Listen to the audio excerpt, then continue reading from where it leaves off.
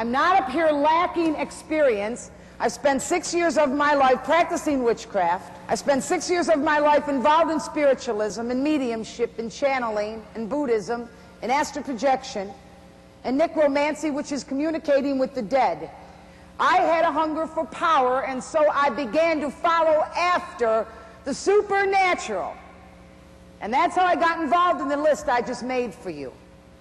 I wanted to be accepted, and I wanted to have power because I saw that people who were involved in the things I mentioned got results.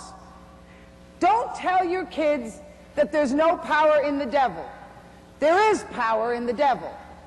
You don't get inside Hitler and kill 6 million Jews because you don't have any power. You don't get inside Judas and get him to betray the Son of the living God for 30 pieces of silver because you're stupid and because you don't have any power. The devil does indeed have power. He does operate in it. If you read the Bible, you will find when Moses went before Pharaoh and the Lord moved in changing the rod into a serpent and did certain things, the magicians were able to duplicate it. There were only certain powerful movements of God, because God always wins, like it or not, that Satan was unable to duplicate. Because whenever it comes to the bottom line, the absolute bottom line, God wins. It doesn't matter what we think or what we believe or what we practice or who we think we are because of our practices. When it comes down to the nitty-gritty, God is gonna win, like it or not. He's who he is, and he wins, period. That's just the truth of the matter.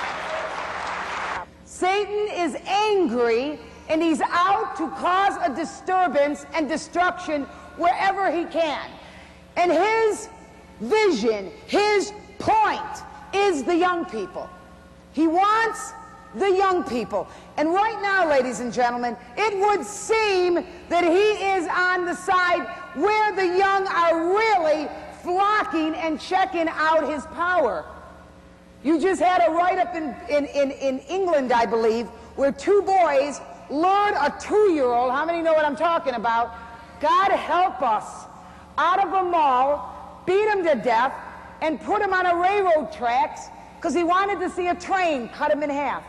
Somebody's 2-year-old little baby. In America, we got a boy that is in the court system right now that we're trying with the death penalty. We're trying him as an adult, who took his neighbor's son, how many read about that? Kid with the red hair and the glasses? Beat him and said he enjoyed watching him die. He says he was reading Stephen King books. So we have to face the fact, without any ado, that Canada and the United States, since that's where I'm from and you're from, are having a problem with witchcraft. It is an absolute problem. People think it's cool. I thought it was totally cool to be a witch. You could never have convinced me when I was practicing witchcraft that it wasn't cool to be a witch. I was convinced that walking around operating in psychic power, operating in mediumship, which is to tell fortunes to people when they're sitting in front of you or tell their past, present, or future, to be channeling voices through me, to invite spirits within me, to communicate with what I thought was the dead, to be able to do spells and incantations, to astral project, to meditate, was cool. And most people that knew me thought that I was cool because I did these things. The only problem is when you take up with the devil's kingdom, which is darkness, because God doesn't have any of that stuff going on in his kingdom. Ladies and gentlemen, there's black and there's white, and there is no gray. There's either the kingdom of God and the kingdom of Satan. There is no in-between ground. You cannot say that spiritualism is not serious and that it's okay, because in the book, God clearly states that he's against all of it. Now, you can go to the book of Leviticus and Deuteronomy, and he'll tell you he has nothing to do with any of that. So anyone practicing it, being entertained by it, partaking of it, or seeking after it, is dabbling not in his kingdom, but in the kingdom of darkness. And when you dabble in the kingdom of darkness, as I know because I've been there, the devil is not a nice guy. He doesn't like anyone. He doesn't think you teenagers are cool. He doesn't want to give you anything you're not going to pay for. He has absolutely no ability to love anybody. He is the epitome of hate. When those kids took that baby and laid it on the railroad tracks, God had nothing to do with it. He is the epitome of hate, and he will promise you that he will give you everything you want if you go along these channels of his kingdom. And it doesn't work that way, because I tried it, and he will turn on you in a heartbeat.